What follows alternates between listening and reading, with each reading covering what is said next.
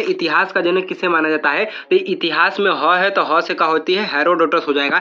भारत महाभारत के रचयिता किसे माना जाता है? तो महाभारत, भारत का व्यास नहीं, महाभारत का व्यास, डायामीटर, व्यास कितना है? बहुत अधिक है। महान जो वीर योद्धा होते हैं वो 24 घंटा अपने मेहनत करते हैं अपने गोल को पाने के लिए।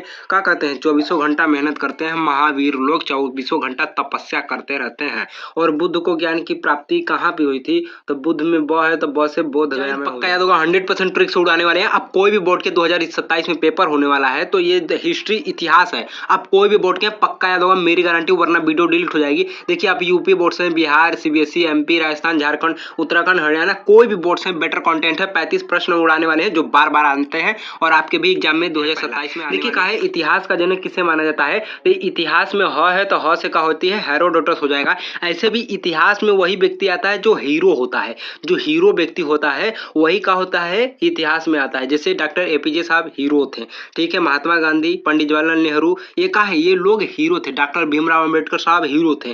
तो इसलिए कहते हैं वो रियल हीरो थे। हीरो लोग ही इतिहास में आते हैं, इसलिए हीरो मतलब हेरोडोटस हो जाएंगे इतिहास के जनक। देखिए हड़प्पा सभ्यता खोज सर्वप्रथम किस स्थान पर हुई थी? तो हड़प्पा सभ्यता का नाम हड़प्पा सभ्यता इसलिए पड़ा है क्योंकि वो जगह ही था हड़प्पा, इसीलिए उस सभ्यता का नाम हो गया हड़प्पा सभ्यता, ठीक है। और पूछेगा हड़प्पा सभ्यता किस देश में पड़ता है? तो हड़प्पा के लास्ट में प है तो प से पाकिस्तान हो जाएगा। हड़प्पा सभ्यता किस नदी के तट पे स्थित है? तो हड़प्पा सभ्यता जो होती है वो सिंधु नदी के तट पे हो जाती है। इसीलिए ये सिंधु नदी के किनारे होने के कारण ही हड़प्पा सभ्यता का दूसरा नाम सिंधु घाटी सभ्यता भी कहा जाता है। लोग का है हड़प्पा मतलब हड़प लिया, और कोई हमारा जमीन नहीं हड़प्पा, हमारा का है सिंदूर हड़प लिया, हमारा मांग का सिंदूर हड़प लिया, सिंदूर, ये गलत बात होती है, ठीक है। और हड़प्पा सभ्यता का प्रमुख बंदरगाह कौन सा है? तो देखिए बंदर कहाँ पे रहते हैं? थल पे। अब पानी में तो रहेगा नहीं, जल में तो रहेगा नहीं, आसमान में तो रहेगा नहीं, तो थल माने जमीन पे ही रहेगा। थल के पहले लगा दो लो, तो लोथल हो जाएगा। और हड़प्पा सभ्यता का सबसे बड़ा नगर, सबसे बड़ी सिटी कौन माना जाता है? तो पहला नंबर पर आपको ऑप्शन देगा मोहनजोदड़ो, लेकिन यही पूछ देगा मतलब भारतीय सभ्यता का सबसे बड़ा नगर कौन सा है? राखीगढ़ी देखने को मिल जाएगा। ऋग्वेद में सबसे अधिक किस नदी का उल्लेख किया गया है? तो देखिए ऋग्वेद, आप वेद पुराण ऋग्वेद को पढ़ेंगे तो सरस्वती माता आपके पास आएंगी, ज्ञान होगा। तो सरस्वती नदी का सबसे अधिक उल्लेख देखने को मिलता है। ऐसे भी क्या होती है, ये री में ऋषि रहे, ऋषि में स आ रहा है ना, ऋषि र में स ऐसे देखे छिपा हुआ है, तो स से सरस्वती हो जाएगा। ऋग्वेद में वर्णित सभा एवं समिति क्या थी? तो एक राजनीतिक संस्थाएं थी। अब बताइए सभा और समिति कमेटी किस लिए यूज होती है? आजकल जो समितियां बनाई जाती हैं, गोलमेज, विश्व गोलमेज सम्मेलन समिति, तो ये क्या होती है? राजनीतिक संस्थाएं हैं, तो राजनीति की बातें होती हैं उसमें, इसीलिए। और महाभारत का प्रारंभिक नाम क्या था? तो महाभारत में हमेशा क्या होती है? जय जयकारा होती है, भारत माता की जय, भारत माता की, भारत माता की जय। तो इसलिए कहा है जय संहिता नाम था, जय नाम था, जय कहें चाहे जय संहिता। महाभारत के रचयिता किसे माना जाता है? तो महाभारत, भारत का व्यास नहीं, महाभारत का व्यास, डायामीटर, व्यास कितना है? बहुत अधिक है, बहुत अधिक। भारत बहुत बड़ा व्यास है, व्यास वो जो सर्कल वाला होता है, तो महाभारत का व्यास, जैसे व्यास वृत्त की परिधि होती है, व्यास होता है वही। बौद्ध धर्म के संस्थापक कौन थे? तो बौद्ध धर्म के संस्थापक इन्हीं के नाम से ही तो बौद्ध रखा गया है, गौतम बुद्ध साहब के नाम से ही बौद्ध पड़ गया है। तो बौद्ध धर्म के संस्थापक कोई बुद्धिमान व्यक्ति होगा, इसलिए बुद्ध साहब हो जाएंगे। महावीर जैन धर्म के कौन से 3 तत्व थे? तो महावीर क्या है? वीर नहीं है, महावीर है। तो भी से क्या होता है? भी से क्या आता है? भी से वीर हो जाएगा, वीर। लेकिन महावीर भी 22 पे आता है, महा लग गया तो इसलिए 2 और, तो 24 टोटल देखने को मिलेगा। ऐसे भी महान जो वीर योद्धा होते हैं वो 24 घंटा अपने मेहनत करते हैं अपने गोल को पाने के लिए। क्या कहते हैं? 24 घंटा मेहनत करते हैं महावीर लोग, 24 घंटा तपस्या करते रहते हैं। और बुद्ध को ज्ञान की प्राप्ति कहाँ पे हुई थी? तो बुद्ध में ब है तो ब से बोध गया में हो जाएगा, बोध गया बिहार में पड़ता है। और बुद्ध का सर्वप्रथम उपदेश कहाँ हुआ था? तो सर्वप्रथम उपदेश का होता है सारनाथ में हो जाएगा। काहे? कैसे की का होती है? बुद्ध साहब का सर्वप्रथम में स है तो स से सारनाथ हो जाएगा, ठीक है। हाँ, ज्ञान की प्राप्ति बोध गया में हुई, लेकिन प्रथम बार जो होती है उपदेश उन्होंने दिया है अपने ज्ञान का वो सारनाथ में, समझिए। मतलब कि ज्ञान बोध गया में प्राप्त हुआ और उपदेश बुद्ध सारनाथ में दिए। अशोक ने कलिंग युद्ध के बाद कौन सा धर्म अपनाया था? तो बौद्ध धर्म को अपना लिया। क्यों अपनाया था बौद्ध धर्म? क्योंकि यहाँ पे शांति, सुख और अच्छे से इनकी जो नियम कानून थे बहुत ही शालीनता और अच्छे सहज थे। और ऐसे भी कहा होता है अशोक बहुत बुद्धिमान था। बुद्धिमान मतलब बौद्ध धर्म को अपना लिया। अशोक के अभिलेख किस लिपि में लिखे थे? तो क्या होती है, ब्राह्मी लिपि में लिखे थे। ब्राह्मी लिपि में क्यों? क्योंकि अशोक बुद्धिमान थे, तो बुद्धिमान से बौद्ध धर्म अपनाए हैं, और बुद्धिमान में ब है तो ब से ब्राह्मी लिपि हो जाएगा। ब्रह्मा के अवतार अशोक मानते थे। अर्थशास्त्र के लेखक, अर्थशास्त्र का हो जाएगा कौटिल्य हो जाएगा। कौटिल्य को ही चाणक्य, विष्णुगुप्त कहते हैं। अर्थशास्त्र को चाणक्य, विष्णुगुप्त, कौटिल्य कहा जाता है। तो अर्थ कैसा है? चौड़ा है, लंबा है, चौड़ा है, कौटिल्य। अब देखिए मौर्य साम्राज्य के संस्थापक मौर्य हो जाएंगे चंद्रगुप्त मौर्य। गुप्त काल को किस नाम से जाना जाता था? गुप्त, जैसे आपके घर का नाम कलुआ होता है, स्कूल का नाम का होता है मौर्य, आर्यन हो जाता है, इसी प्रकार गुप्त काल का घर का नाम है, स्कूल का नाम का है तो स्वर्ण युग कहा जाता है। क्यों? क्योंकि क्या होती है गुप्त, हम गुप्त क्या रखते हैं? स्वर्ण। स्वर्ण माने सोना को गुप्त रूप से रखते हैं, किसी को बताते नहीं है कि हमारे पास 100 किलो सोना है, 1 कुंटल सोना है। तो ये क्या होती है, महिलाएं क्या करती हैं? गुप्त रखती हैं स्वर्ण को, सोना को, इसलिए स्वर्ण युग कहा जाता है गुप्त को, गुप्त काल को। प्रयाग प्रशस्ति के लेखक किसने लिखे है? मतलब लेखक का नाम क्या है?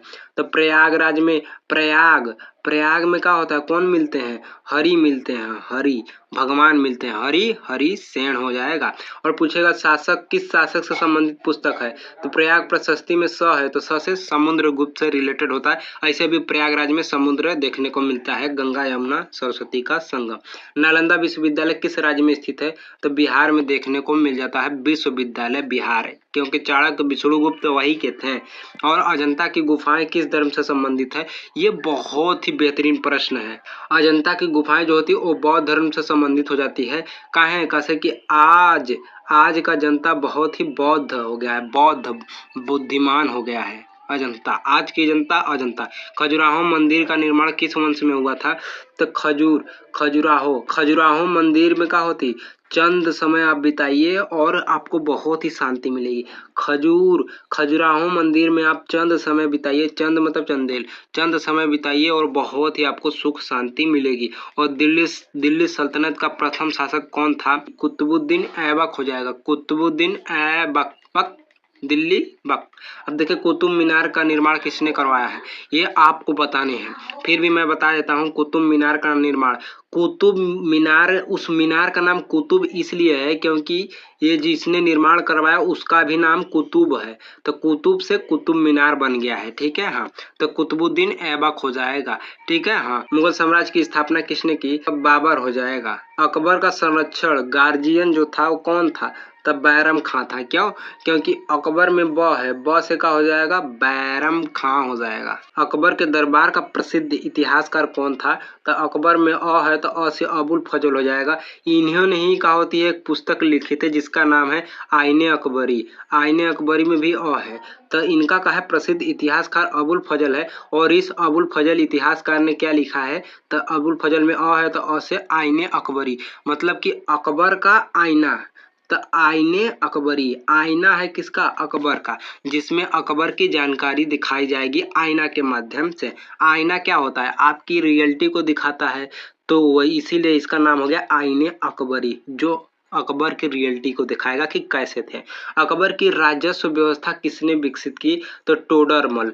इसका राजस्व माने क्या होता है? जो भी क्या होती है राजनीतिक पैसा वैसा वाला बात होगा, तो टोटल मतलब टोटल कितना पैसा कमाए हैं, ये टोटल मल हो जाएगा। देखिए नाम से ही पता चला है टोटल माल कितना कमाए, टोटल माल मुद्रा कितना कमाए, टोटल माल। और ताजमहल का निर्माण किसने करवाया है? तो सारे जहां में, ताजमहल सारे जहां में फेमस है इसलिए शाहजहां हो जाएगा।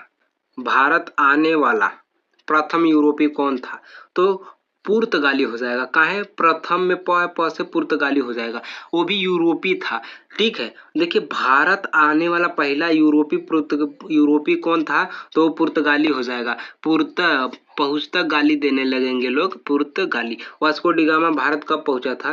तो 1498। तो यही क्या होती है, यही हो जाता है 1498। प्लासी का युद्ध कब हुआ था? तो 1757 का होती 1757। पलासी, पिलास से क्या करेंगे, सत्ताई देंगे एकदम, तो 57 हो जाएगा पिलास पलासी। बक्सर का यूज कब हुआ था, तो बक्सर का जो युद्ध हुआ था कब हुआ था, तो बक्सर माने बक्सा, बक्सा को हम कैसा लिखते हैं, बक्सा कैसा होता है, एकदम चौकी जैसा होता है, चौकी मतलब 64 हो जाएगा। 64 में 6 है, 6 के बाद 7 आ जाएगा, 6 में 1 जोड़ेंगे तो कितना आ जाएगा, 7, 6 में 1 जोड़े 7, 1764। स्थायी बंदोबस्त परमानेंट सेटलमेंट किसने लागू किया। परमानेंट सेटलमेंट का मतलब परमानेंट माने हमेशा के लिए, सेटलमेंट माने दूसरे जगह रह जाना, बस जाना। जैसे हम ये घर छोड़ के दूसरे जगह जाके रह के बस लिए, यही बात होती है। तो ये किसने लागू की है, तो देखिए स्थायी रूप से कहा है, स्थायी, स्थायी काने में बाली डाला जाता है ताकि कान दर्द न करे। तो स्थायी माने आराम आराम से, काने में बाली डाला जाता है, काने में बाली मतलब कारण बाली, तो कारण वालिस हो जाएगा स्थायी बंदोबस्त। ऐसे भी क्या होती है, बंदोबस्त में ब है तो ब से बाली हो जाएगा, बाली कारण बालिस। और आपको इसका प्रश्न बताना है कि 1857 की क्रांति की शुरुआत कहाँ से हुई थी, और ये ऑप्शन आप देख लीजिए, ये चारों ऑप्शन है, झांसी है, दिल्ली है, कानपुर है, मेरठ है। मिलता है नेक्स्ट वीडियो में, जय हिंद।